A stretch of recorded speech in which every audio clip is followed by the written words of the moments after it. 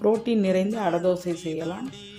துவரம்பருப்பு, பச்சைப்பயிறு, கடலைப்பருப்பு, கொள்ளு பருப்பு, கருப்பு உளுந்து, பச்சரிசி, புழுங்கல் அரிசி, வெந்தயம், மிளகு, சோம்பு எல்லாத்தையும் சேர்த்து 2 முறை கழுவி எடுத்துட்டு 3 வரமிளகாயை சேர்த்து 2 மணி நேரம் ஊற வச்சுக்கலாம். ஊறின பிறகு ஜாரில் பூண்டு, இஞ்சி, பச்சை மஞ்சள், கருவேப்பிலை, அரிசி எல்லாத்தையும் சேர்த்து லைட்டாக கொரப்பாக அரைச்சி எடுத்துக்கலாம். அரைச்ச மாவில் பெருங்காயத்தூள் சேர்த்து தேவையான தண்ணி ஊற்றி 1/2 மணி நேரம் ஊற வச்சுக்கலாம். மாவு லேசாக புளிச்சிரும்.